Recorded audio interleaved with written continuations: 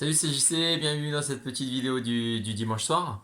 Je continue les petites séries vers l'UTMB et je vais vous présenter maintenant un petit planning puisque ça s'approche. On a passé la semaine dernière le Trail de la Sainte-Victoire annulé où j'ai fait mon petit challenge. J'ai toujours envie de m'amuser, j'ai toujours envie de me préparer pour cet événement en espérant qu'il soit maintenu.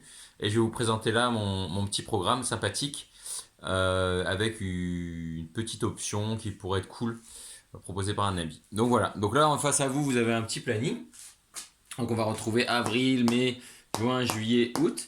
Donc là, on est le 12, je me suis trompé. Hop. Euh, donc voilà, donc on voit que l'UTMB, l'objectif c'est le 28 août. Pour ce faire, en fait, on va faire un rétro-planning. J'ai mes 12 semaines d'entraînement typiques. Moi, je procède toujours comme ça, toujours 12 semaines d'entraînement avec 4 semaines, en fait, c'est 3 plus 1, c'est-à-dire 3 semaines d'entraînement, une, on va dire, de relâchement, et puis j'enchaîne. Après, je refais 3 plus 1, 3 plus 1. Donc, c'est ce qui va se passer là, hein. 3 plus 1, 3 plus 1, 3 plus 1. Voilà, et donc cette date-là, il faut que je la précise, hein, mais c'est très important, il faut la maintenir. Et ensuite, donc j'ai ce reste. Qu'est-ce que je vais faire de ce reste? Donc j'étais un peu partagé puisque j'ai un ami qui m'a proposé le trail du Tour de la Vanoise là qui est début juillet. Donc je me suis dit peut-être que j'aurais pu faire partager, c'est-à-dire faire les 9 semaines d'entraînement pour le trail de la Vanoise et après affiner pour l'UTMB. C'est quelque chose que je fais souvent ça en fait. Pour les grands événements, d'être prêt en fait dès le mois de juillet.